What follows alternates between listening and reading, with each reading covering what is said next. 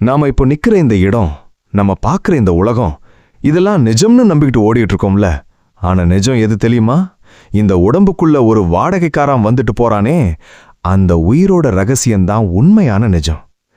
இதுவரைக்கும் நாம மார்க்கண்டேய புராணத்தோட ஆரம்ப அத்தியாயங்கள்ல ஜெய்மினி மகரிஷி கேட்ட கேள்விகளுக்கு அந்த பறவைகள் சொன்ன பதில்கள் மூலமா கர்மான்னா என்ன, அது எப்படி ஒரு மனுஷனை துரத்துதுன்னு பார்த்தோம். ஆனா இப்போ நாம பார்க்க போறது அதை விட ரொம்ப ஆச்சரியமான, அதே சமயம் கொஞ்சம் பயமுறுத்துற ஒரு விஷயம். ஒரு உயிர் எப்படி தாயோட கருப்பைக்குள்ள போய் தங்குது? அது வெறும் ஒரு சத பிண்டம்தானா, இல்ல அதுக்குள்ள ஏதோ ஒரு பெரிய கணக்கு இருக்கா? கொஞ்சம் யோசிச்சு பாருங்க. இந்த உலகத்துல எத்தனையோ கோடி மனுஷங்க இருக்காங்க. ஆனா ஒவ்வொருத்தரும் ஒவ்வொரு மாதிரி. ஒருத்தன் மாளிகையில பிறக்கிறான், ஒருத்தன் குடிசையில பிறக்கிறான், ஒருத்தன் ஆரோக்கியமா இருக்கான், ஒருத்தன் பிறக்கும் போதே நோயோட வர்றான். இதுக்கெல்லாம் காரணம் என்னன்னு என்னைக்காவது நினைச்சு பார்த்திருக்கீங்களா? எல்லாம் ஏன் விதின்னு ஒரே வார்த்தையில சொல்லிட்டு போயிடலாம். ஆனா அந்த விதி எப்படி வேலை செய்யுதுங்கிறது தான் இங்க மேட்ரு. மார்க்கண்டேய புராணம் அத்தியாயம் 10ல இத பத்தி ரொம்ப நுணுக்கமா சொல்லப்பட்டிருக்கு. ஒரு மனுஷன் இறந்து போறான்.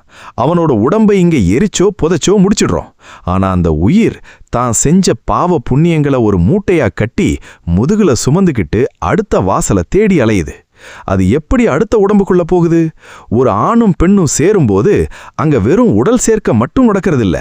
அந்த நேரத்துல ஒரு உயிர் தன்னோட கர்ம வினைகளுக்கு ஏத்த மாதிரி ஒரு குறிப்பிட்ட கருப்பைய தேர்ந்தெடுக்குது. இது ஏதோ லாட்டரி சீட்டு மாதிரி கிடையாது. நீங்க என்ன விதைச்சீங்களோ அந்த மண்ணுல தான் நீங்க முளைக்க முடியும். இந்த இடத்துல தான் 5 பூதங்களோட ஆட்டம் ஆரம்பமாகுது. நிலம், நீர், நெருப்பு, காற்று, ஆகாயம். இந்த 5ம் எப்படி ஒரு கருவை உருவாக்குதுன்னு பார்த்தா பிரமிப்பா இருக்கும். அந்த திரவத்துல உயிர் கலக்கும்போது முதல்ல வர்றது அந்த காற்று தான். அதுதான் அந்த உயிரை உள்ள தள்ளுது. அப்புறம் நெருப்பு அந்த திரவத்தை சூடாக்கி ஒரு வடிவத்தை கொடுக்க ஆரம்பிக்குது. நீர் அதை குழையாம பார்த்துக்கிட்டு நிலம் அதுக்கு ஒரு திண்மையை கொடுக்குது. கடைசியா ஆகாயம் அதுக்குள்ள ஒரு இடைவெளிய, அதாவது அந்த உயிர் இயங்குறதுக்கான இடத்தை உருவாக்குது. இது வெறும் சயின்ஸ் கிடையாதுங்க, இது ஒரு பெரிய ஆன்மீக இன்ஜினியரிங். நம்ம ஊர்ல சொல்லுவாங்கல்ல, 1000 பொய் சொல்லி ஒரு கல்யாணத்தை பண்ணேன்னு. ஆனா இந்த இடத்துல ஒரு பொய் கூட செல்லாது. அந்த ஒரு சின்ன துளிக்குள்ள உங்களோட போன பிறவியோட மொத்த டேட்டாவும் பதிவாகியிருக்கு. நீங்க யாரை ஏமாத்துனீங்க, யாருக்கு நல்லது பண்ணீங்க, யாரோட கண்ணீருக்கு காரணமா இருந்தீங்க, இது எல்லாமே அந்த ஒரு நொடியில உங்க அடுத்த உடம்போட தரத்தை தீர்மானிக்குது. 1 மாசம் ஆகும்போது அது ஒரு சின்ன மொட்டு மாதிரி இருக்குமா. 2வது மாசம் தலையெழுத்து ஆரம்பமாகுது, அதாவது தலை உருவாகுது. 5 மாசம் ஆகும்போது கை காலுன்னு ஒவ்வொரு உறுப்பா முளைக்க ஆரம்பிக்குது. ஆனா இங்க தான் ஒரு முக்கியமான விஷயம் இருக்கு. நாம என்ன நினைக்கிறோம்? ஒரு குழந்தை கருப்பைக்குள்ள சும்மா தூங்கிக்கிட்டு இருக்குன்னு நினைக்கிறோம். ஆனா மார்க்கண்டேய புராணம் என்ன சொல்லுது தெரியுமா? அந்த பிஞ்சு உடம்புக்குள்ள இருக்கிற அந்த உயிர் நரகத்தோட வேதனையை அங்கேயே அனுபவிக்க ஆரம்பிக்குது. அந்த தாயோட வயித்துல இருக்கிற செரிமான நெருப்பு அந்த சின்ன உடம்ப சுட்டு பொசுக்குமா. அந்த இருட்டுக்குள்ள மலமும் ஜலமும் கலந்த அந்த அழுக்குக்குள்ள 9 மாசம் ஒரு மனுஷன் படுற கஷ்டம் இருக்கே, அதை நினைச்சா இப்போ நாம படுற எந்த கஷ்டமும் பெருசாவே தெரியாது. நீங்க கேட்கலாம், ஏன் சார் இவ்ளோ கொடுமையா இருக்கணுமான்னு? தப்பு செஞ்சா தண்டனை அனுபவிச்சுதான் ஆகணுங்கிறது இயற்கையோட நீதி. அந்த 9 மாசம் ஒரு பெரிய தவம் மாதிரி. ஆனா நாம தான் வெளியே வந்த உடனே எல்லாத்தையும் மறந்துடுமே. அந்த பனிக்கூடத்துக்குள்ள இருக்கும்போது அந்த உயிர் என்னென்ன யோசிக்கும், அதுக்கு என்னவெல்லாம் தெரியும். அந்த இருட்டுக்குள்ள அதுக்கும் இறைவனுக்கும் நடுவுல ஒரு பெரிய டீலிங் நடக்கும். அது என்னங்கிறத அடுத்த பகுதியில் நான் ஆழமா சொல்றேன். ஆனா இப்போ ஒண்ணு மட்டும் மனசுல வச்சுக்கோங்க. நீங்க இப்போ அனுபவிக்கிற இந்த உடம்பு நீங்க செஞ்ச கர்மாவோட ரிசல்ட். இதை வச்சு இனிமே என்ன பண்ண போறீங்கிறது தான் உங்க புத்திசாலித்தனம். சும்மா ஏனோ தானோன்னு வாழாதீங்க.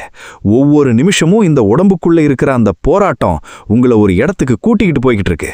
அந்த பயணம் நரகத்துக்கா இல்ல சொர்க்கத்துக்காங்கிறது உங்க கையில தான் இருக்கு. இந்த முதல் பகுதியில் நாம பார்த்த இந்த கரு உருவாக்கம் ஒரு ஆரம்பம்தான். இதுக்குள்ள இருக்கிற அந்த ஆழமான வலியும் ஞானமும் அடுத்த பகுதியில் உங்களை இன்னும் உழுக்க போகுது. அந்த பிஞ்சு உயிர் அந்த இருட்டு அறையிலிருந்து என்ன கதறப்போகுதுன்னு பாருங்க. முதல் பாகத்துல அந்த உயிர் எப்படி ஒரு கருப்பைக்குள்ள போய் தங்குது, 5 பூதங்கள் எப்படி அந்த உடம்ப செதுக்குதுன்னு பார்த்தோம்ல. இப்போ அந்த இருட்டு அறைக்குள்ள அந்த 9 மாசம் அந்த உயிர் என்ன மனநிலையில இருக்கும் தெரியுமா? நாம வெளியே இருந்து பார்க்கும்போது குழந்தை அழகா தூங்குது, காலை உதைக்குதுன்னு சந்தோஷப்படுவோம். ஆனா உள்ள நடக்கிற கதையே வேற. மார்க்கண்டேய புராணம் அத்தியாயம் 11ல இத பத்தி சொல்லும்போது நெஞ்சு பதறுது. அந்த சின்னஞ்சிறு உயிருக்கு தான் யார், போன பிறவியில என்னென்ன தப்பு பண்ணோம், யாரையெல்லாம் ஏமாத்தணுங்கிற அத்தனை ஞாபகமும் அந்த நேரத்துல பச்சையா வந்து நிக்குமாம். யோசிச்சு பாருங்க, ஒரு சின்ன குறுகிய இடத்துல கை கால கூட நீட்ட முடியாத ஒரு நெருக்கடியில தலைகீழா தொங்கிக்கிட்டு இருக்கிற ஒரு நிலைமை. அதுவும் எப்படிப்பட்ட இடம், ரத்தமும் சீழும் மலமும் ஜலமும் சூழ்ந்த ஒரு சாக்கடைக்குள்ள உங்களை ஒரு 9 மாசம் தலைகீழா கட்டி தொங்க விட்டா எப்படி இருக்கும்? அந்த நரக வேதனையத்தான் ஒவ்வொரு உயிரும் கருப்பைக்குள்ள அனுபவிக்குது. இந்த நேரத்துல தான் அந்த உயிருக்கு ஒரு பெரிய ஞானம் பிறக்குது. ஐயோ, போன பிறவியில இவ்வளவு வசதி இருந்துச்சு, இவ்வளவு திமிர் இருந்துச்சு, ஆனா எதையும் கூட கொண்டு வர முடியலையே. நான் பங்கின பாவத்தினால தானே இன்னைக்கு இந்த அழுக்கு குழிக்குள்ள கிடந்து துடிக்கிறேன்னு அந்த உயிர் கதறுமாம். அந்த உயிருக்கு அப்போ ஒரு அபூர்வமான சக்தி இருக்கு. அதுக்கு தன்னோட 100 பிறவிகள் முன்னாடி நடந்த விஷயம் கூட கண்ணு முன்னாடி வந்துட்டு போகும். அந்த பிறவியில நான் ஒரு பணக்காரனா இருந்தேன், அப்போ ஏழைகளை மிதிச்சேன். இன்னொரு பிறவியில விலங்கா இருந்தேன், அப்போ வேட்டையாடப்பட்டேன். இப்போ இந்த மனுஷ பிறவியிலையும் இப்படி ஒரு நரகத்துக்குள்ள வந்து மாட்டிக்கிட்டேனேன்னு நினைச்சு அந்த உயிர் அந்த இருட்டுக்குள்ளேயே தவம் செய்ய ஆரம்பிக்கும். ஆமாங்க, கருப்பைங்கிறது ஒரு ஜெயில் கிடையாது, அது ஒரு தவம் செய்யற இளம். அந்த உயிர் இறைவனை பார்த்து ஒரு பெரிய வேண்டுதல் வைக்கும். இறைவா, என்னை எப்படியாவது இந்த அழுக்கு குழியிலிருந்து வெளியில எடுத்துரு. நான் வெளியே வந்த உடனே இந்த உலக மாயையில சிக்காம உன்னையே நினைச்சு வாழ்வேன். யாருக்கும் துரோகம் பண்ண மாட்டேன், தர்மம் செய்வேன், என்னோட இந்த ஞானத்தை விட்டு கொடுக்க மாட்டேன். என்னை மட்டும் இந்த சிறையிலிருந்து காப்பாத்திடுன்னு ஒவ்வொரு வினாடியும் அந்த உயிர் இறைவன் கிட்ட சத்தியம் பண்ணிக்கிட்டே இருக்கும். அங்க இருக்கிற அந்த செரிமான நெருப்பு அந்த உயிரை சுடும்போது அந்த வலி தாங்க முடியாம இனிமே நான் தப்பு பண்ண மாட்டேன்னு உறுதி எடுக்கும். ஆனா இங்கதான் ஒரு பெரிய காமெடி நடக்குது. வெளியே இருக்கிற நாம ஒரு மனுஷன் தப்பு பண்ணா அவன் புத்தி கெட்டு போயிட்டான்னு சொல்லுவோம். ஆனா உண்மையிலேயே நாம எல்லாருமே அந்த தவத்தையும் அந்த சத்தியத்தையும் மீறிட்டு தான் இங்க வந்து வாழ்ந்துட்டு இருக்கோம். அந்த பிஞ்சு உயிர் படுற வேதனை இருக்கே, அதுக்கு முன்னாடி நாம வெளியே அனுபவிக்கிற எந்த கஷ்டமும் ஒண்ணுமே இல்லை. பனிக்கூடத்து தண்ணிக்குள்ள மூச்சு திணறிக்கிட்டு தாயோட உடம்புல இருக்கிற கிருமிகளால கடிக்கப்பட்டு அந்த உயிர் படுற அவஸ்தை ஒரு பெரிய மரண போராட்டத்துக்கு சமம். ஏன் சாமி, இவ்வளவு கஷ்டம் கொடுத்தாதான் ஒரு உயிர் பிறக்கணுமான்னு நீங்க கேட்கலாம். இது ஒரு சுத்திகரிப்பு, பியூரிஃபிகேஷன் ப்ராசஸ். ஒரு தங்கம் எப்படி நெருப்புல வெந்தாதான் ஆபரணமா மாறுமோ, அப்படி ஒரு உயிர் தன்னோட பாவங்களை இந்த வேதனையில வேக வச்சாதான் அது ஒரு மனுஷ உடம்பை எடுக்கிறதுக்கு தகுதி உள்ளதா மாறுது. அந்த 9 மாசங்கிறது அந்த உயிருக்கு கொடுக்கப்படுற ஒரு லாஸ்ட் வார்னிங். இப்பவாவது திருந்து உன்னோட பழைய கணக்குகளை எல்லாம் பாரு, இனிமே வர்ற வாழ்க்கைய உருப்படியா வாழுன்னு இயற்கை நமக்கு கொடுக்கிற ஒரு வாய்ப்பு. ஆனா பாருங்க, அந்த உயிர் உள்ள இருக்கும்போது இருக்கிற அந்த தெளிவு, அந்த தீவிரம் ஏன் வெளியே வந்த உடனே காணாம போகுது?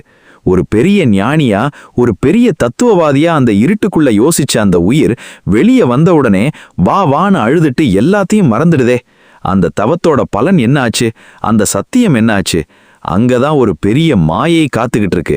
நாம ஒரு நிமிஷமும் நான்னு சொல்லிட்டு திரியிறோமே, இந்த திமிர் நமக்கு எங்கிருந்து வருது? அந்த 9 மாச போராட்டத்தை மறந்ததுதான் நம்ம முதல் வீழ்ச்சி. நீங்க இப்போ நல்லா சாப்பிட்டுட்டு நல்லா ட்ரெஸ் பண்ணிட்டு சொகுசா உட்காந்து இதை பார்த்துட்டு இருக்கலாம். ஆனா உங்களுக்கே தெரியாம உங்க அடிமனசுல அந்த 9 மாச இருட்டுல பட்ட பயம் இன்னும் ஒளிஞ்சிட்டு இருக்கும். அதனாலதான் நமக்கு இருட்டை பார்த்தா பயம் வருது, ஒரு நெருக்கடியான இடத்தை பார்த்தா பதட்டம் வருது. இதெல்லாம் அந்த பழைய நினைவுகளோட எச்சம்தான். அந்த உயிர் பண்ணுன அந்த தவம் வீணாங்க போற அந்த தருணம் தான் பிறப்பு. அந்த பிறப்புங்கிற வாசல் வழியா அந்த உயிர் வெளியே வரும்போது என்ன நடக்குது? அது வரைக்கும் இருந்த அத்தனை ஞானமும் ஒரே நொடியில எப்படி காணாம போகுது? இறைவன் ஒரு மாயை திரையை வச்சிருக்கான். அந்த திரை உங்க மேல பட்ட உடனே நீங்க ஒரு சுத்தமான சிலேட்டு பலகை மாதிரி ஆகிவிடுவீங்க. ஆனா அந்த திரை எது? அது எப்படி வேலை செய்யுது? அந்த சின்ன குழந்தையை எது வந்து தீண்டின உடனே அது தன்னோட பழைய கதையை மறந்துட்டு இந்த புது உலகத்துல அம்மா அப்பான்னு பாச வலையில சிக்குது. அந்த விசித்திரமான காற்றை பத்தி, அந்த மறதிங்கிற விளையாட்டை பத்தி அடுத்த பாகத்துல நான் உங்களுக்கு விளக்கமா சொல்றேன். ஏன்னா பிறப்புங்கிறது ஒரு பெரிய வெற்றி கிடையாது, அது ஒரு பெரிய மறதியோட ஆரம்பம். முதல் 2 பாகத்துல அந்த உயிர் கருப்பைக்குள்ள அனுபவிச்ச நரகத்தையும் அங்க அது பண்ணின தவத்தையும் பார்த்தோம்ல. இப்போ அந்த கிளைமேக்ஸ் நேரத்துக்கு வருவோம். 9 மாசம் முடிஞ்சிருச்சு. அந்த உயிர் உள்ளேயே ஒரு சத்தியம் பண்ணிக்கிட்டு இருக்கு. வெளியே போன உடனே நான் ஞானியா வாழ்வேன், யாரையும் ஏமாத்த மாட்டேன், இறைவா உன்னை மறக்க மாட்டேன்னு. ஆனா அந்த பிரசவ வலி ஆரம்பிக்கும் போது அந்த உயிர்க்குள்ள ஒரு பெரிய மரண பயம் வருது. இதுவரைக்கும் அந்த தண்ணிக்குள்ள ஒரு பாதுகாப்பான இருட்டுக்குள்ள இருந்த அந்த உயிர் ஒரு சின்ன துவாரம் வழியா வெளியே தள்ளப்படுது. அந்த வினாடி இருக்கே, அது ஒரு மலையை தகர்த்து ஒரு எறும்ப வெளியே தள்ளுற மாதிரி ஒரு பயங்கரமான வேதனை. சரி, வெளியே வந்தாச்சு. வந்த உடனே அந்த உயிர் என்ன பண்ணிருக்கணும்? என்னை தவிக்க விட்ட இறைவா உனக்கு நன்றி, இனிமே நான் தர்மத்தோட வாழ்வேன்னு சொல்லியிருக்கணும்ல. ஆனா ஏன் அந்த பச்சை குழந்தை வந்த உடனே வா வான்னு அழுதுட்டு எல்லாத்தையும் மறந்துடுது? அங்கதான் ஒரு பெரிய ஆன்மீக ரகசியம் இருக்கு. மார்க்கண்டேய புராணம் என்ன சொல்லுது தெரியுமா? குழந்தை கருப்பையை விட்டு வெளியே வர்ற அந்த வினாடியில வைஷ்ணவ வாயு அப்படிங்கிற ஒரு மாய காற்று அந்த உயிரை தீண்டுது. இது ஏதோ சாதாரண காத்து இல்லைங்க, இது ஒரு மெமரி இரேசர் மாதிரி. அந்த காத்துப்பட்ட அடுத்த வினாடி அந்த உயிருக்கு தெரிஞ்ச பழைய பிறவிகளோட ஞாபகம், கருப்பைக்குள்ள அனுபவிச்ச அந்த ஞானம், இறைவன்கிட்ட பண்ணுன அந்த பெரிய சத்தியம், இது அத்தனையும் ஒரு மேஜிக் மாதிரி அப்படியே மறைஞ்சு போயிடும். ஒரு நிமிஷத்துக்கு முன்னாடி வரைக்கும் நான் யாரு, என் கர்மா என்னன்னு தெரிஞ்ச அந்த ஜீவன் இப்போ வெறும் ஒரு உடம்பா, ஒரு பிஞ்சு பாப்பாவா மாறி நிக்குது. இங்கதான் மாயை தன்னோட முதல் வெற்றியை பதிவு பண்ணுது. அந்த மாயைங்கிறது வேற ஒன்றும் இல்லைங்க, இந்த உலகத்துல இருக்கிற பந்த பாசம், ஆசை, கோபம், இதுக்கெல்லாம் நாம கொடுக்கிற முக்கியத்துவம் தான். நீங்க யோசிச்சு பாருங்களேன், ஒரு குழந்தை பிறந்து கொஞ்ச நேரத்திலேயே பசிக்க அழ ஆரம்பிக்குது. முன்னாடி வரைக்கும் தன்னோட ஆன்மாவை பத்தி கவலைப்பட்ட அந்த உயிர் இப்போ இந்த உடம்போட பசியை பத்தி கவலைப்பட ஆரம்பிக்குது. இது என் அம்மா, இது என் அப்பா, இது என் வீடுன்னு ஒரு புது அடையாளத்தை அது மேல இந்த உலகம் திணிக்குது. அந்த குழந்தையும் அதை சந்தோஷமா ஏத்துக்குது. ஆனா உண்மையிலே என்ன நடக்குது? ஒரு பெரிய ஜெயில இருந்து வெளியே வந்த கைதி இன்னொரு பெரிய அழகான ஜெயில வந்து மாட்டிக்கிட்ட மாதிரி தான் இது. நம்ம ஊர்ல சொல்லுவாங்க, பிறக்கும்போது அழாதவன் மனுஷனே இல்லைன்னு. ஏன் அழறோம் தெரியுமா? அந்த பழைய ஞானம் போயிடுச்சேங்கிற அந்த ஆழமான அடிமனசு வருத்தம் ஒரு பக்கம், இன்னொரு பக்கம் இந்த உலகத்தோட அந்த முரட்டுத்தனமான தொடுதல். அந்த பிஞ்சு உடம்புல முதல்ல படுற காத்தும் வெளிச்சமும் அதுக்கு ஒரு பெரிய அதிர்ச்சியை கொடுக்குது. இதுதான் நாம சொல்ற லௌகீக வாழ்க்கையோட ஆரம்பம். இங்க ஆரம்பிக்கிற அந்த மறதி தான் நாம சாகுற வரைக்கும் நம்மளை துரத்துது. நாம ஏன் இப்போ இவ்வளவு தப்பு பண்றோம்? ஏன் மத்தவங்கள காயப்படுத்துறோம்? ஏன்னா நாம கருப்பைக்குள்ள பண்ணுன அந்த சத்தியத்தை மறந்துட்டோம். நான் யாருக்கும் கெடுதல் பண்ண மாட்டேன்னு அங்க சொன்னதை இங்க மறந்துட்டு காசுக்காகவும் புகழுக்காகவும் எதையும் செய்யலாம்னு நினைக்கிறோம். இந்த வைஷ்ணவ வாயுங்கிறது ஒரு பெரிய திரை. அந்த திரையை விலக்கி பார்க்கறவனுக்கு தான் முக்தி கிடைக்கும்னு பெரியவங்க சொல்லுவாங்க. ஆனா நாம அந்த திரையை இன்னும் தடிமனாக்கிக்கிட்டே போறோம். கொஞ்சம் நிதானமா யோசிங்க. ஒரு குழந்தை வளர வளர அதோட அந்த பழைய நினைவுகள் சுத்தமா அழிஞ்சு, இது ஏன் பொம்மை, இது ஏன் சாப்பாடுன்னு ஆசைகள் வளர ஆரம்பிக்குது. அந்த ஆசை வளர வளர உள்ள இருக்கிற அந்த ஆன்மீக தாகம் செத்து போய்கிட்டே வருது. இதுதான் இந்த பிரபஞ்சத்தோட பெரிய விளையாட்டு. ஒரு உயிரை படைச்சு அதுக்கு எல்லாத்தையும் காட்டிட்டு அப்புறம் எல்லாத்தையும் மறக்க வச்சு மறுபடியும் அதை தேட வைக்கிறது தான் இந்த வாழ்க்கையோட சுவாரஸ்யமே. நாம நினைக்கிறோம் நாம ரொம்ப அறிவாளின்னு. ஆனா உண்மையிலேயே ஒரு கருவுல இருக்கிற குழந்தைக்கு இருக்கிற அந்த தெளிவு இன்னைக்கு பெரிய பெரிய படிப்பு படிச்ச நமக்கெல்லாம் கிடையாது. ஏன்னா அதுக்கு நிஜம் எதுன்னு தெரியும். நமக்கு நிழல் தான் நிஜம்னு நம்புற அறியாமை இருக்கு. இந்த அறியாமை தான் எல்லா துன்பத்துக்கும் காரணம். பிறப்புங்கிறது ஒரு புது வாய்ப்புன்னு சொல்றாங்கல்ல, ஆமா, அது எதுக்கான வாய்ப்பு தெரியுமா? போன பிறவில விட்ட அந்த ஞானத்தை தேடி பிடிக்கிறதுக்கான ஒரு வாய்ப்பு. ஆனா நாம் என்ன பண்றோம்? அதையும் மறந்துட்டு இன்னும் அதிகமான கர்மாவையும் பாவத்தையும் சேர்த்துக்கிட்டு அடுத்த முறையும் கருப்பைக்குள்ள போய் தலைகீழா தொங்குறதுக்கு ரெடி ஆகிறோம். இந்த மறதிங்கிற திரை எவ்வளவு பயங்கரமானதுன்னா, உங்க சொந்த பந்தங்களே உங்களுக்கு எதிரியா தெரிவாங்க, இல்லைன்னா எதிரிகள் உங்க சொந்தமா தெரிவாங்க. எதுவுமே நிரந்தரமில்லாத இந்த உலகத்துல எல்லாமே நிரந்தரம்னு உங்களை நம்ப வைட்டும். இந்த மாயை தான் உங்களை மரணம் வரைக்கும் கொண்டு போக போகுது. சரி, இப்படி பிறந்து வளர்ந்து ஆசைப்பட்டு அலைஞ்சு திரிஞ்சு ஒரு மனுஷன் கடைசியில சாக போறான். அந்த சாகிற நேரத்துல என்ன நடக்கும்? அப்போவாவது அந்த பழைய ஞானம் வருமா? இல்ல அப்பவும் இந்த மாயை நம்மளை ஏமாத்துமா? மரணம்ங்கிறது ஒரு பயங்கரமான இருட்டு பாதை. அந்த பாதையில யமன் வர்றதுக்கு முன்னாடி சில அறிகுறிகள் தெரியும்னு மார்க்கண்டேய புராணம் சொல்லுது. அது என்னென்ன அறிகுறிகள்? உங்க உடம்பு உங்களுக்கு என்ன மெசேஜ் சொல்லும்? சாக போறதுக்கு முன்னாடி ஒருத்தன் யமதூதர்களை பார்க்கான்னு சொல்றாங்களே, அது நிஜமா? அந்த திகில் கலந்த உண்மைகளை அடுத்த பாகத்துல நான் ஆழமா சொல்றேன். ஏன்னா பிறப்பை விட மரணத்தை தெரிஞ்சு வச்சிருக்கிறது தான் ஒரு புத்திசாலிக்கே அழகு. பிறப்புல ஆரம்பிச்ச அந்த மறதி திரை நாம சாகிற வரைக்கும் நம்மள ஆட்டி படைக்குதுல்ல. நான் இன்னும் 100 வருஷம் இருப்பேன், எனக்கு முடிவே இல்லைன்னு ஒரு திமிர்ல தான் நாம ஒவ்வொரு காரியத்தையும் பண்றோம். ஆனா காலம்ங்கிறது ஒரு பெரிய வேட்டைக்காரன். அது நமக்காக காத்துக்கிட்டே இருக்கு. மார்க்கண்டேய புராணம் அத்தியாயம் 12ல ஒரு மனுஷனுக்கு மரணம் நெருங்கும்போது அவனோட உடம்புலையும் மனசுலையும் என்னென்ன மாற்றங்கள் நடக்கும்னு ரொம்ப தெளிவா அதே சமயம் ஒரு திகில் படம் மாதிரி விவரிச்சிருக்காங்க. இத படிக்கிறப்போ இல்ல கேட்கிறப்போ இதெல்லாம் எனக்கு நடக்குமான்னு ஒரு நடுக்கம் வரணும். அந்த நடுக்கம்தான் உங்களை நல்ல மனுஷனா மாத்தும். மரணம்ங்கிறது ஒரு வினாடியில நடக்கிற விஷயம் இல்லைங்க. அதுக்கு முன்னாடியே உங்க உடம்பு உங்களுக்கு சிக்னல் கொடுக்க ஆரம்பிக்கும். ஆனா நாம தான் அந்த மாயை போதையில அதையெல்லாம் கண்டுக்காம விட்டுடுறோம். முதல்ல என்ன நடக்கும் தெரியுமா? ஒருத்தனுக்கு மரணம் கிட்ட வரும்போது அவனோட கண்ணுக்கு ஒரு விசித்திரமான மாற்றம் தெரியும். ஆகாயத்தை பார்த்தா அதுல ஒரு ஓட்ட விழுந்த மாதிரி தெரியுமா? அருந்ததி நட்சத்திரத்தையோ துருவ நட்சத்திரத்தையோ அவனால பார்க்க முடியாது. நிலவை பார்த்தா அது ரெண்டா தெரியும். இல்லனா நிலவோட வெளிச்சமே அவனுக்கு தெரியாது. இது ஏதோ கண்ணு கோளாறுன்னு நினைக்காதீங்க. உங்க ஆத்மா இந்த உடம்பை விட்டு பிரியறதுக்கான அந்த விஷன் மாற ஆரம்பிக்குது. அடுத்தது காது. சுத்தி இருக்கிறவங்க பேசுறது கேட்கும். ஆனா காதுக்குள்ள ஒரு விதமான இரைச்சல், அதாவது ஒரு அருவி கொட்டுற மாதிரியோ இல்ல ஒரு சங்கு ஊதுற மாதிரியோ ஒரு சத்தம் கேட்டுக்கிட்டே இருக்கும். உங்க உடம்புக்குள்ள இருக்கிற அந்த பிராண வாயு மெல்ல மெல்ல அடங்க ஆரம்பிக்கிறதோட அறிகுறி இது. அதுக்கப்புறம் உங்க நிழல். இதுதான் ரொம்ப மிரட்டலான விஷயம். ஒரு மனுஷன் தன்னோட நிழலை தரையில பார்க்கும்போது அதுல அவனோட தலை தெரியாதாம். இல்லன்னா அவனோட நிழல் அவனுக்கு ரொம்ப தள்ளி தெரியும். இதை விட ஒரு பயங்கரமான அடையாளம் இருக்கு. அவனோட உடம்புல இருந்து ஒரு விசித்திரமான வாசனை வரும். அது செத்த பிணத்தோட வாசனை இல்ல, ஆனா ஒரு விதமான பழைய காய்ந்த பூக்களோட வாசனையோ இல்ல ஒரு அழுகின பொருளோட வாசனையோ வர ஆரம்பிக்கும். இப்போ நிஜமான பயம் ஆரம்பிக்கும்.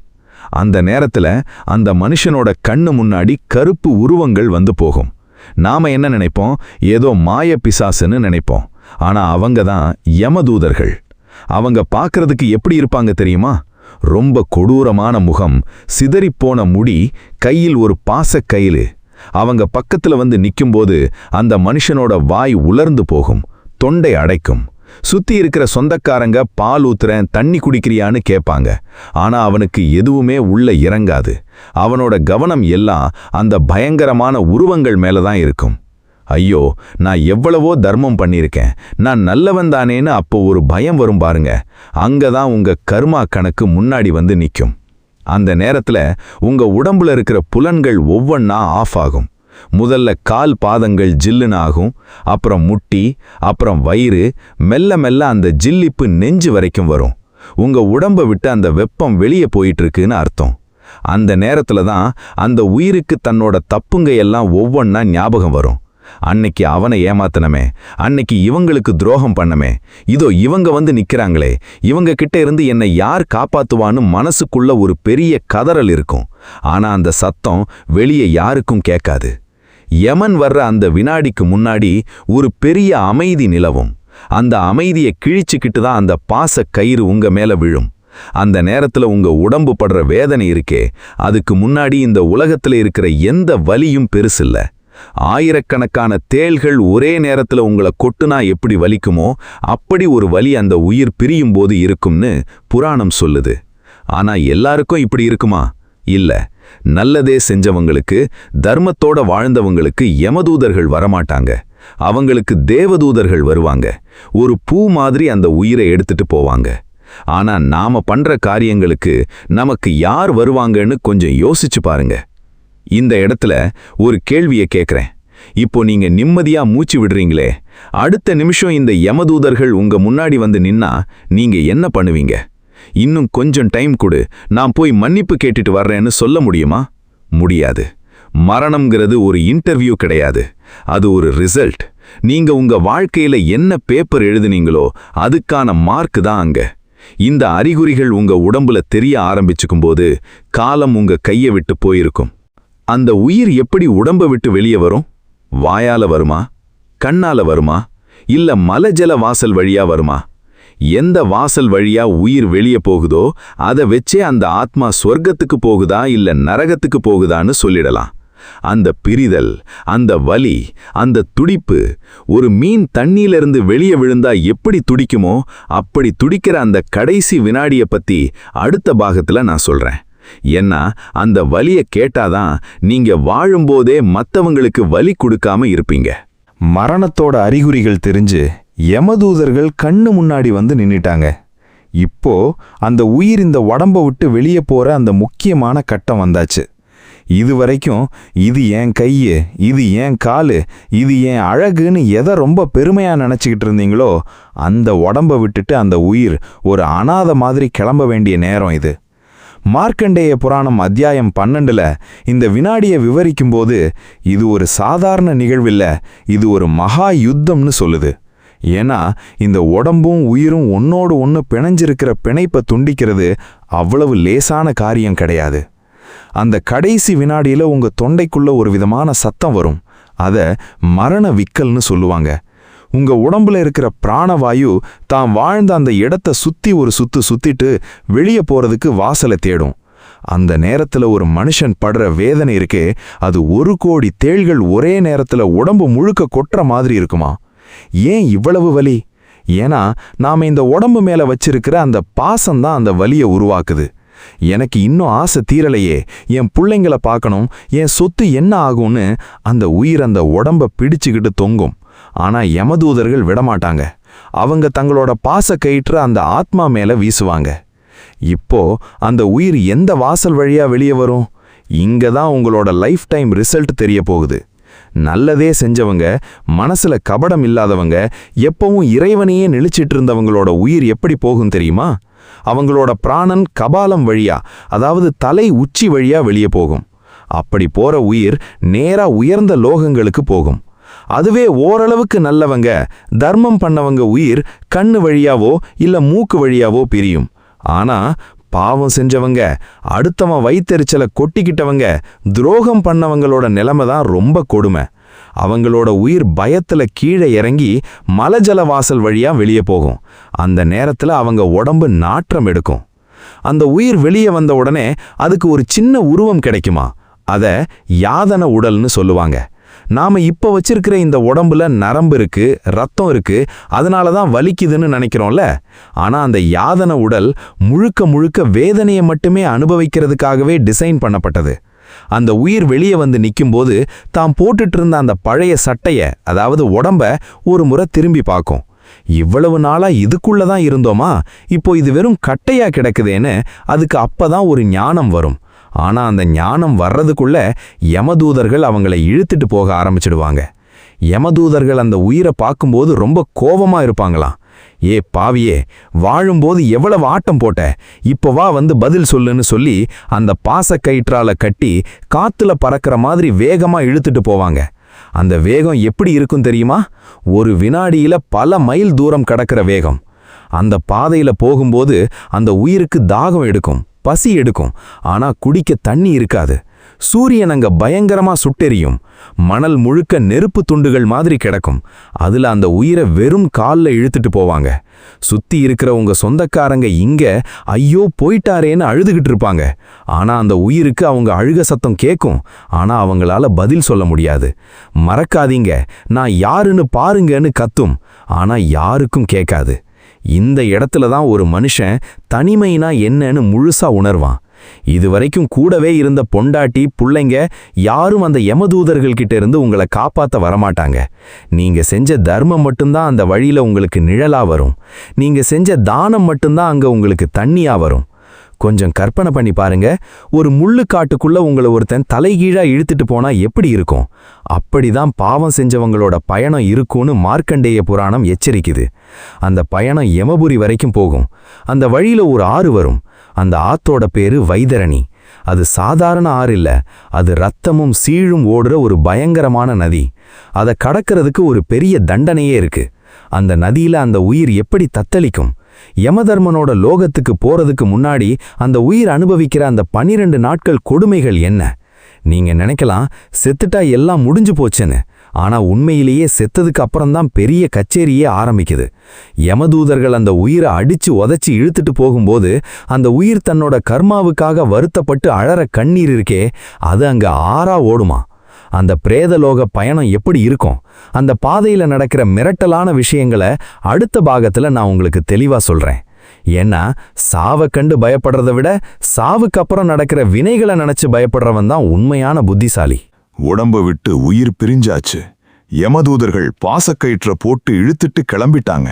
ஆனா செத்த அடுத்த நிமிஷமே யமதர்மன் முன்னாடி போய் நின்றுட மாட்டோம். அதுக்கு முன்னாடி ஒரு பெரிய டிராவல் இருக்கு.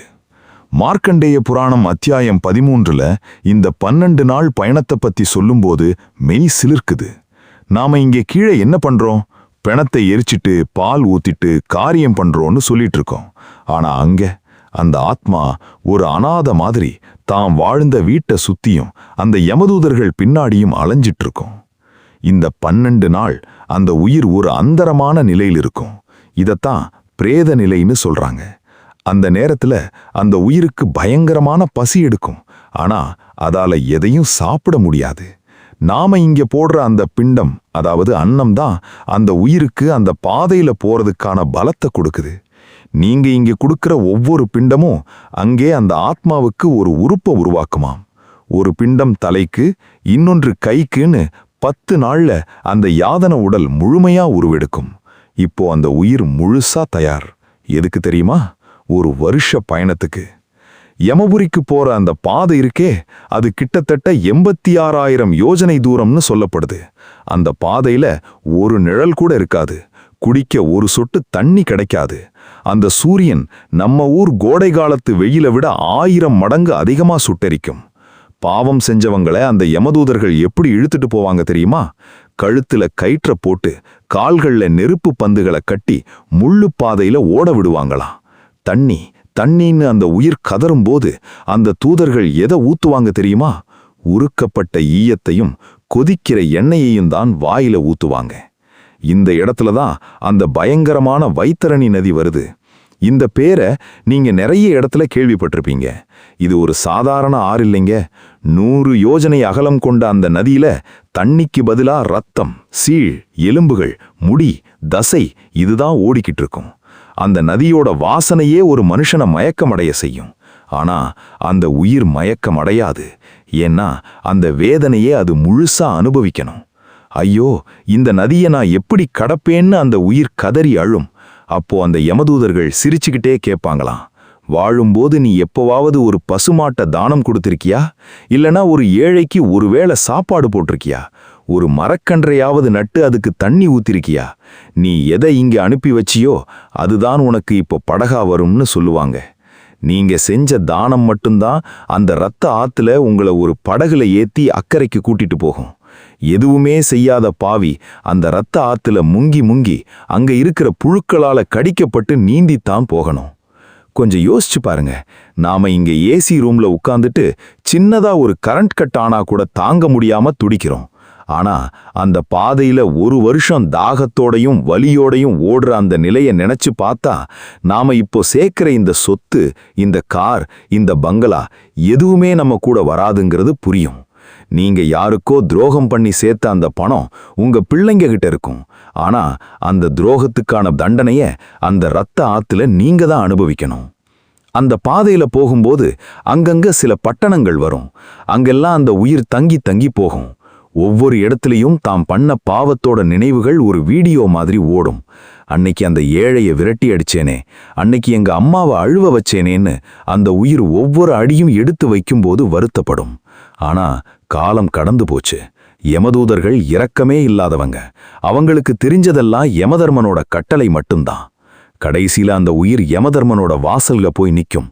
அந்த வாசலை பார்த்தாலே பாதி உயிர் போயிடும். அங்க இருக்கிற அந்த பிரம்மாண்டமான கோட்டையும் அங்க நிக்கிற அந்த பயங்கரமான காவல் தெய்வங்களும் வா உனக்காகத்தான் காத்துட்டு இருக்கோன்னு சொல்ற மாதிரி இருக்கும். அங்கதான் ஒரு பெரிய கணக்கு வழக்கு பார்க்குற ஆபீஸ் இருக்கு. அதுதான் சித்திரகுப்தனோட கோட்டை. உங்க லைஃப்ல நீங்க செஞ்ச ஒரு சின்ன அசைவை கூட விடாம அவர் எழுதி வச்சிருப்பாரு. நீங்க யாருக்கும் தெரியாம பண்ண அந்த ரகசிய பாவத்தை கூட அவர் அங்கே வாசிப்பாரு. அப்போ நீங்க என்ன பதில் சொல்லுவீங்க? யமதர்மனோட அந்த பயங்கரமான கோர்ட் எப்படி இருக்கும்? அந்த சித்திரகுப்தன் முன்னாடி நாம எப்படி வந்து நிப்போம்? அந்த விசாரணையோட ரகசியங்களை அடுத்த பாகத்துல நான் உங்களுக்கு சொல்றேன். இதை நீங்க தெரிஞ்சுக்கிட்டா இனிமே ஒரு எறும்பு மிதிக்கணும்னா கூட உங்க கை நடுங்கும். யமபுரி வாசலுக்கு வந்தாச்சு. அந்த 1 வருஷ போராட்டமான பயணம் முடிஞ்சு இப்போ அந்த உயிர் யமதர்மனோட பிரம்மாண்டமான சபையில வந்து நிக்குது.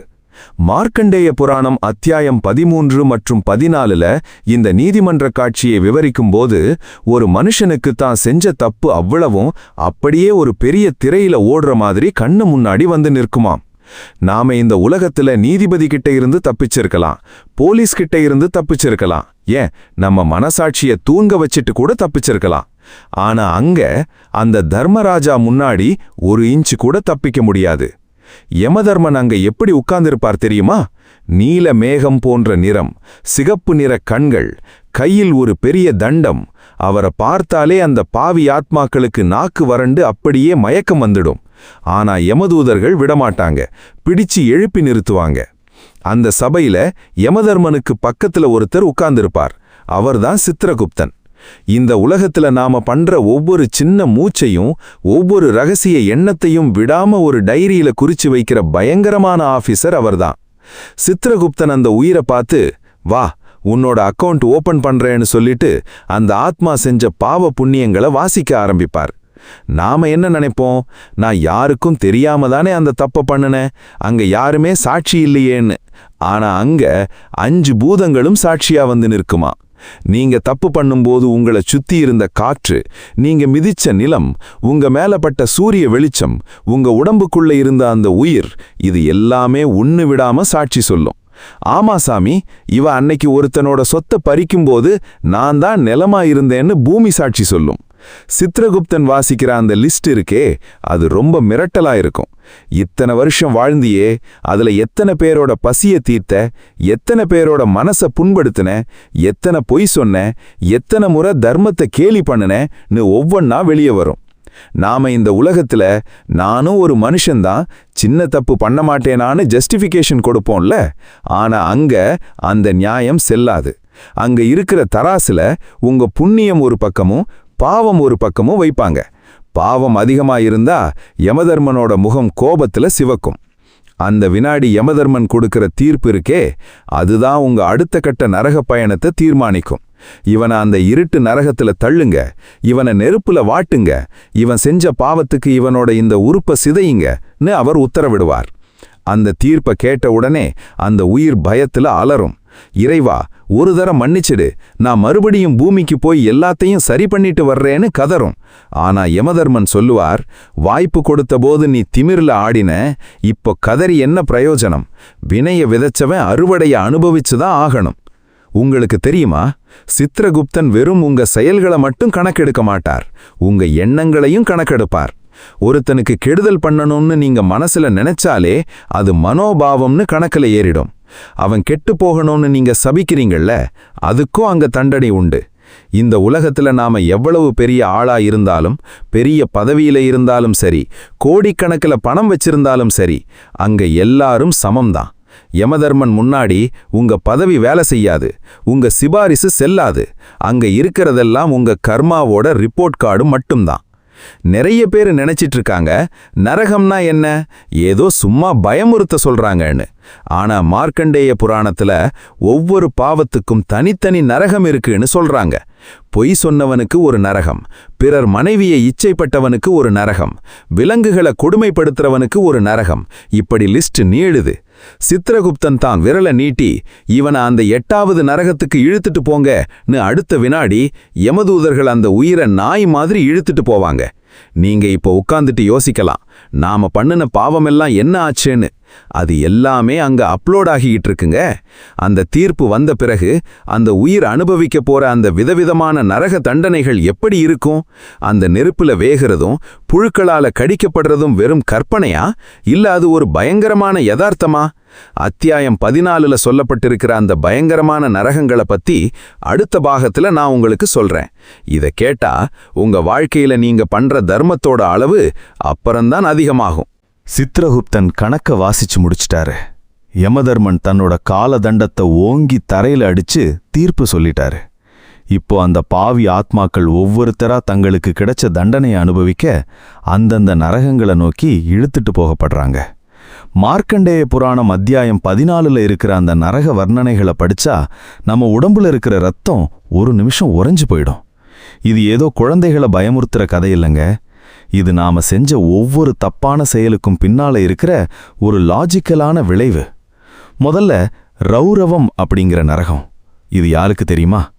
தான் மட்டும் வாழணும்னு நினைச்சு மத்தவங்களோட வயித்துல அடிச்சவங்களுக்கும் அடுத்தவன் சொத்தை சூறையாடினவங்களுக்கும் தான் இந்த இடம். அங்க அந்த பாவி ஆத்மாவை ஒரு பெரிய கொதிக்கிற செம்பு தரை மேல நடக்க விடுவாங்க. அந்த தரை எப்படி இருக்கும் தெரியுமா? கொதிக்கிற நெருப்பு மாதிரி சுடும்.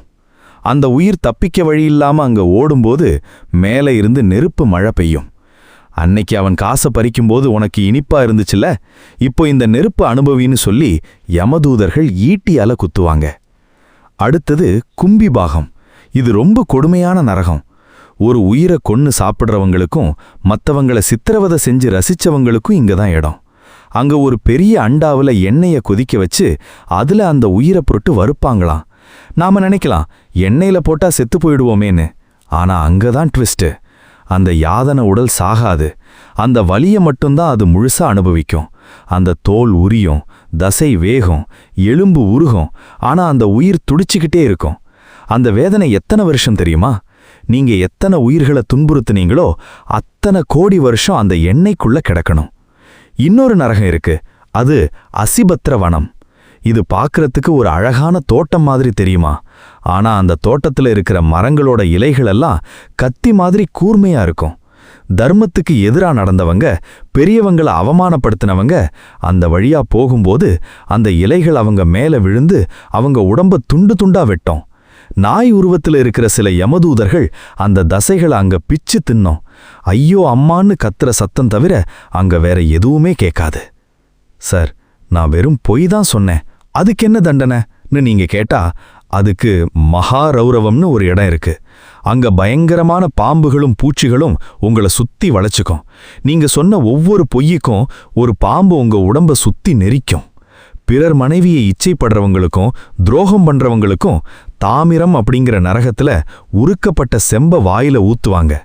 ஏன்னா உங்க ஆசையை அடக்க தெரியாம நீங்க பண்ணுன அந்த தப்புக்கு அந்த உறுப்புக்கு கொடுக்கப்படுற ஒரு கடுமையான பாடம் இது. இப்போ நீங்க கேட்கலாம், ஏன் சாமி இவ்ளோ சித்திரவதை என்ன? நியாயமான கேள்விதான். ஒரு மனுஷன் தப்பு பண்ணும்போது அவனோட மனசாட்சி ஒரு முறை சொல்லும் இது தப்புன்னு. ஆனா அந்த மனசாட்சியை கொன்னுட்டு அவன் பண்ற அந்த ஆட்டம் இருக்கே, அந்த திமிர் இருக்கே, அதை அடக்கிறதுக்கு இந்த மாதிரி தண்டனைகள் தான் தேவைப்படுது. இந்த உலகம் ஒரு ஆக்ஷன் ரியாக்ஷன் தியரி படி தான் இயங்குது. நீங்க ஒருத்தருக்கு கொடுத்த வலிய அதே அளவு வலி மூலமா தான் நீங்க தீர்க்க முடியும். இது இயற்கை நமக்கு வச்சிருக்கிற ஒரு பேலன்ஸ் ஷீட். கொஞ்சம் கற்பனை பண்ணி பாருங்க. நாம இப்போ சாதாரண காய்ச்சல் வந்தா கூட எவ்வளவு கஷ்டப்படுறோம். ஆனா அங்க பல ஆயிரம் வருஷங்கள் இடைவிடாம இந்த தண்டனைகளை அனுபவிக்கணும். அங்க இருக்கிற அந்த இருட்டுல, அந்த வலியில, அந்த தனிமையில அந்த உயிர் கத்தும், எனக்கு ஒரு தர மன்னிப்பு கொடுங்க, நான் இனிமே தப்பு பண்ண மாட்டேன்னு. ஆனா யமதர்மனோட சட்டத்துல அப்பீல் கிடையாது. நீங்க செஞ்சதுக்கான கூலிய வாங்கியே ஆகணும். ஆனா ஒரு விஷயம் கவனிச்சிங்களா? இவ்வளோ தண்டனை அனுபவிச்ச அப்புறம் அந்த ஆத்மா என்ன ஆகும்? அது அப்படியே அழிஞ்சு போயிடுமா?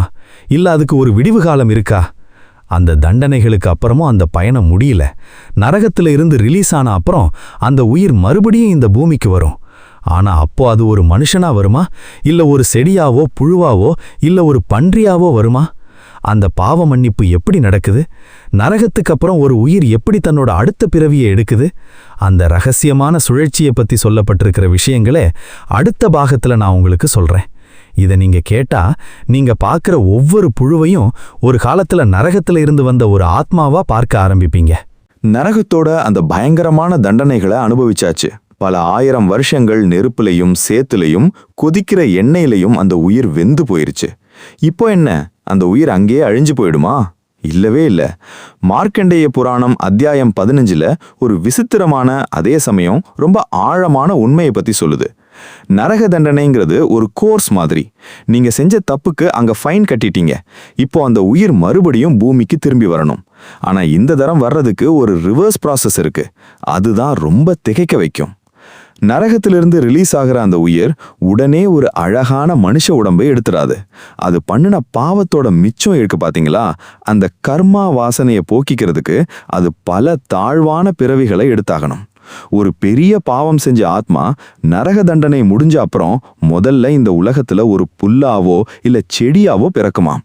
யோசிச்சு பாருங்க, யாரோ மிதிக்கிற புல்லா இல்லனா யாரோ வெட்டுற செடியா அந்த உயிர் பல வருஷம் அங்கேயே கிடக்கணும். அதுக்கப்புறம் ஒரு புழுவா மாறும். சாக்கடையிலையும் மலத்திலையும் நெளிற அந்த புழுக்குள்ள இருக்கிறது ஒரு காலத்துல திமிரா ஆட்டம் போட்ட ஒரு மனுஷனோட ஆத்மாதான்னு நினைக்கும் போது எப்படி இருக்கு? அங்கே இருந்து அப்படியே ப்ரமோஷன் ஆகி அடுத்தடுத்த பிறவிகளை எடுக்கும். பறவைகளா பிறக்கும், அப்புறம் விலங்குகளா பிறக்கும். ஒரு நாய், ஒரு பன்றி, ஒரு கழுதை, இப்படி ஒவ்வொரு பிறவிலையும் அது ஒரு பாடத்தை கத்துப்போம். நாம இப்போ ஒரு நாயை பார்க்கும்போது போன்னு விரட்டுறோம்ல, ஆனா அந்த நாய்க்குள்ள இருக்கிற ஆத்மா ஒரு காலத்துல ஏதோ ஒரு நரகத்துல வாங்கிட்டு இப்போ அடுத்த சான்ஸுக்காக காத்துக்கிட்டு இருக்கிற ஒரு ஜீவன். இந்த சுழற்சி எது வரைக்கும் நடக்கும் தெரியுமா? அந்த தீய கர்மாக்கள் எல்லாம் முழுசா தேஞ்சு போற வரைக்கும் இது தொடரும். இந்த இடத்துல தான் பாவ மன்னிப்புங்கிற அந்த பெரிய கான்செப்ட் வருது. சாமி, இவ்வளவு கஷ்டப்பட்டு தான் ஒரு உயிர் சுத்தமாகணுமா? வேற வழியே இல்லையான்னு நீங்க கேட்கலாம். இருக்கு. மார்க்கண்டேய புராணம் என்ன சொல்லுதுன்னா, நீங்க நரகத்துக்கு போகாமலேயே இங்கேயே சில விஷயங்களை செஞ்சு உங்க பாவ கணக்கை க்ளோஸ் பண்ண முடியும். அதுக்கு பிராயச்சித்தம்னு பேரு. ஆனா அதுக்கு முதல்ல உங்களுக்கு தெளிவு இருக்கணும். நாம செஞ்சது தப்புன்னு மனசார ஒத்துக்கிட்டு அந்த பாதிப்பை சரி பண்றதுக்கு முயற்சி பண்ணாலே யமதர்மனோட லிஸ்ட்ல உங்க மார்க்கு குறைய ஆரம்பிக்கும். ஆனா பாருங்க, இத்தனை பிறவிகளை தாண்டி மறுபடியும் ஒரு உயிர் மனுஷ உடம்பை எடுக்கும்போது அதுக்கு ஒரு சின்ன கிஃப்ட் கிடைக்கும். அதுதான் இந்த பிறப்பு. ஆனா போன பிறவியில பண்ண பாவத்தோட எச்சம் ஒரு குறையா அந்த உடம்புல ஒட்டிக்கிட்டு வரும். ஒருத்தன் பிறக்கும் போதே ஊமையா இருக்கான், ஒருத்தன் குருடா இருக்கான், ஒருத்தன் தீராத நோயோட பிறக்கிறான் அப்படின்னா அது அவனோ உறவினர்களோ செஞ்ச தப்பில்ல. அவன் நரகத்துல தண்டனை அனுபவிச்சும் தீராத சில கருமாக்களோட விளைவுதான் அது.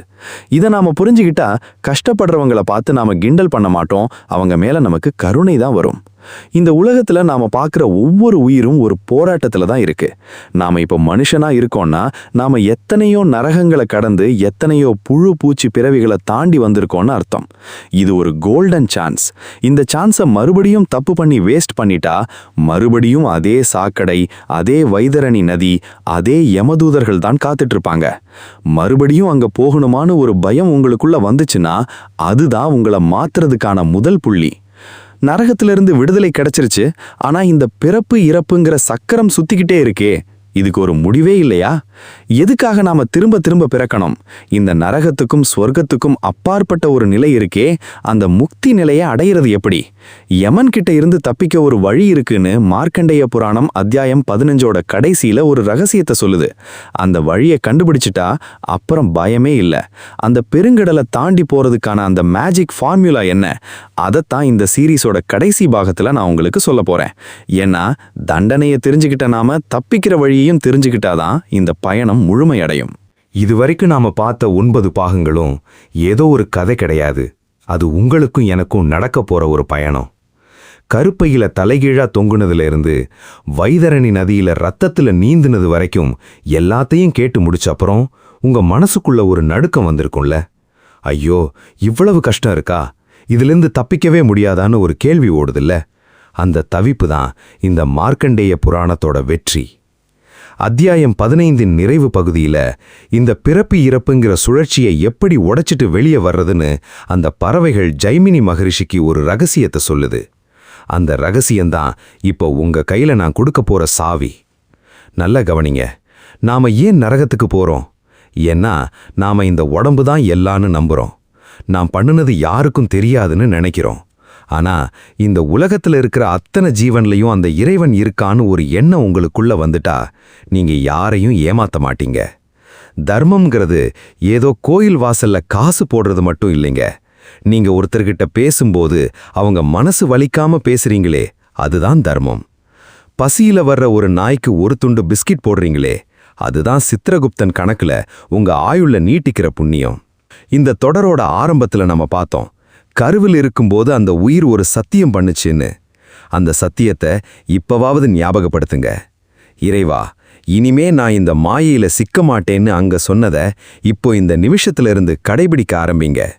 ஒருத்தன் நரகத்துக்கு போகாம இருக்கணும்னா அவன் 3 விஷயத்தை செஞ்சே ஆகணும். முதல்ல பக்தி. பக்திங்கிறது சும்மா மணி அடிக்கிறதில்ல, உங்க அகங்காரத்தை அந்த பரம்பொருள் கிட்ட அடகு வைக்கிறது. 2வது தர்மம். உங்ககிட்ட இருக்கிறதுல ஒரு பகுதியை இல்லாதவங்களுக்கு கொடுங்க. நீங்க இங்க கொடுக்கிற தானம் தான் அங்க அந்த இருட்டு பாதையில உங்களுக்கு வெளிச்சமா வரும். 3வது நிதானம். எந்த ஒரு செயலை செய்யறதுக்கு முன்னாடியும் இது தர்மமா இல்ல அதர்மமான்னு ஒரு நிமிஷம் யோசிங்க. வாழ்க்கைங்கிறது ஒரு சின்ன நீர்க்குமிழி மாதிரி. இன்னைக்கு இருப்போம், நாளைக்கு என்ன நடக்கும்னு யாருக்கும் தெரியாது. நாம சேர்த்து வச்ச சொத்து இங்கேயே நின்னுடும். ஆனா நாம சேர்த்த பாவம் மட்டும்தான் நம்ம கூட வரும். அந்த பாவ மூட்டையை குறைக்கணும்னா இன்னைக்கே மன்னிப்பு கேட்க கத்துக்கோங்க. நீங்க யாரையாவது காயப்படுத்தி இருந்தா அவங்க கிட்ட போய் மனசார மன்னிப்பு கேளுங்க. அந்த ஒரு மன்னிப்பு உங்க கர்மாவோட பாரத்தை பாதியா குறைச்சிடும். யாரையும் ஏமாத்தாதீங்க, யாரோட உழைப்பையும் திருடாதீங்க. ஒருத்தனோட கண்ணீருக்கு காரணமா இருந்தீங்கன்னா அந்த கண்ணீர் தான் உங்களை நரகத்துல அந்த இரத்த ஆத்துல முழுகடிக்கும். அதே சமயம் ஒருத்தரோட முகத்துல ஒரு சின்ன சிரிப்பை வர வச்சீங்கன்னா அந்த சிரிப்பு தான் உங்களை ஸ்வர்க்கத்துக்கான வாசல்ல கொண்டு போய் நிப்பாட்டும். மார்க்கண்டேய புராணம் நமக்கு சொல்லிக் கொடுக்கிற பாடம் இதுதான். பயம் இருக்கட்டும், ஆனா அந்த பயம் உங்களை செயலிழக்க வைக்கக்கூடாது. அது உங்களை நல்வழிப்படுத்தணும். இந்த உலகத்துல பிறக்கிற எல்லா உயிரும் ஏதோ ஒரு காரணத்துக்காக பிறக்குது. ஆனா மனுஷ பிறவி மட்டும்தான் இந்த சக்கரத்திலிருந்து வெளியே போறதுக்கான எக்ஸிட் கேட். இந்த சான்ஸை மிஸ் பண்ணிட்டா மறுபடியும் அதே கருப்பை, அதே இருட்டு, அதே வலி. யோசிச்சு பாருங்க, மறுபடியும் அந்த துயரத்துக்கு போக உங்களுக்கு விருப்பமா? இல்லல்ல? அப்ப இன்னைக்கே ஒரு முடிவுக்கு வாங்க. உங்க கோபத்தை விடுங்க, பொறாமையை தூக்கி போடுங்க, மத்தவங்களோட வளர்ச்சியை கண்டு சந்தோஷப்படுங்க. உங்களால முடிஞ்ச அளவுக்கு நல்லது பண்ணுங்க. கடைசியா ஒரு விஷயம், மரணம்ங்கிறது முடிவே கிடையாது, அது ஒரு ஆரம்பம். அந்த ஆரம்பம் இனிமையா இருக்கணுமா இல்ல கொடுமையா இருக்கணுமாங்கிறது நீங்க இப்போ எடுத்து வைக்கிற ஒவ்வொரு அடியிலையும் இருக்கு.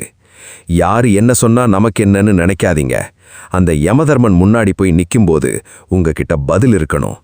சித்ரகுப்தன் கணக்க வாசிக்கும்போது உங்க புண்ணிய பக்கம் கனமா இருக்கணும்.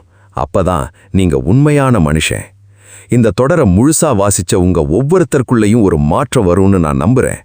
இந்த ஞானம் உங்க மனசுல ஒரு விதையை விதைச்சிருக்கும். அந்த விதை நல்ல பழக்கங்களா முளைக்கட்டும். இந்த ஜென்மமே கடைசி ஜென்மமா இருக்கட்டும். மறுபடியும் நரகத்துக்கோ இல்ல வேற எந்த பிறவிக்கோ வராம அந்த பேரொளியில கலந்து முக்தி அடைகிற அந்த நிலையை அடைய முயற்சி பண்ணுவோம். மார்க்கண்டேய புராணம் நமக்கு காட்டின இந்த பாதை ஒரு எச்சரிக்கை மணி மட்டும் இல்ல, இது ஒரு வாழ்வியல் வழிமுறை. இந்த உலகத்துல அன்புதான் பெருசு. அந்த அன்பை எல்லார்கிட்டையும் காட்டுங்க. தர்மம் உங்களை காக்கும், பக்தி உங்களுக்கு பலம் கொடுக்கும். இனிமே உங்க வாழ்க்கை ஒரு வெளிச்சமான பாதையில பயணிக்கட்டும். நரகத்தை பத்தின பயம் போய் ஸ்வர்க்கத்துக்கான தகுதியை வளர்த்துக்கோங்க. இதுதான் இந்த மகா புராணத்தோட சாரம். இதுதான் உங்களுக்கான